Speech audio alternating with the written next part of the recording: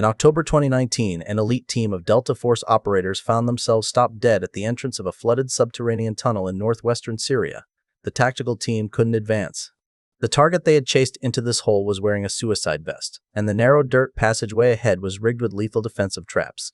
Sending a human operator into that confined space meant almost certain death. That cornered target was Bakr al-Baghdadi, the leader of ISIS for years. Western intelligence had struggled to track him because he completely abandoned cell phones and digital communications, relying strictly on handwritten notes carried by trusted couriers. That analog discipline created a massive intelligence void. The breakthrough finally came from an informant deeply embedded in his inner circle.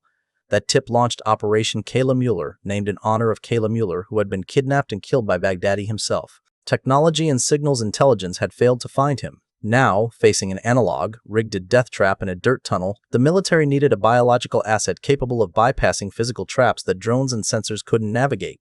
They used Conan.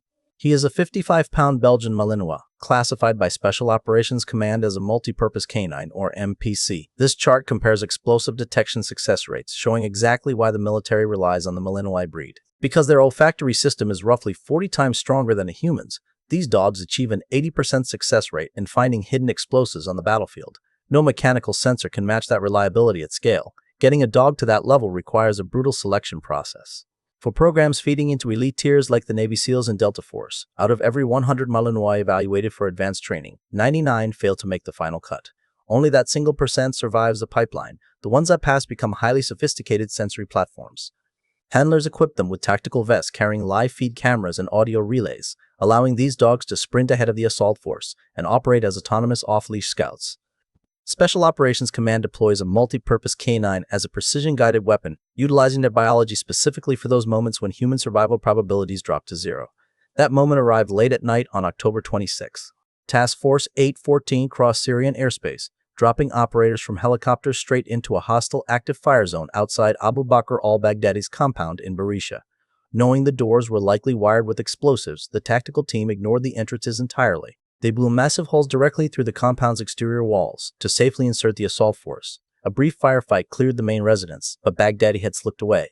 He retreated into a pre-built subterranean tunnel network extending beneath the property, taking 3 children with him as human shields.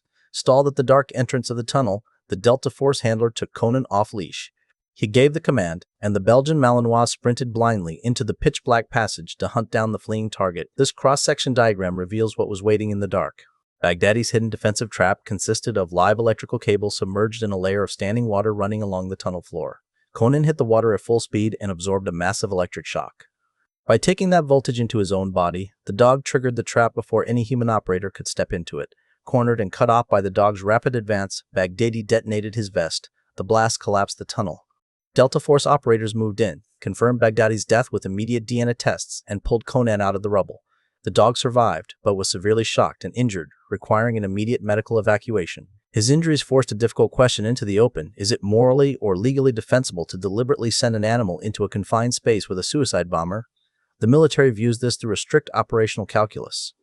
Dogs are combat multipliers. Trading a high probability of human death for the severe injury of a canine asset is considered a necessary, life-saving tactic. But the handlers on the ground don't treat these dogs like disposable tools. They form intense psychological bonds with their canine partners.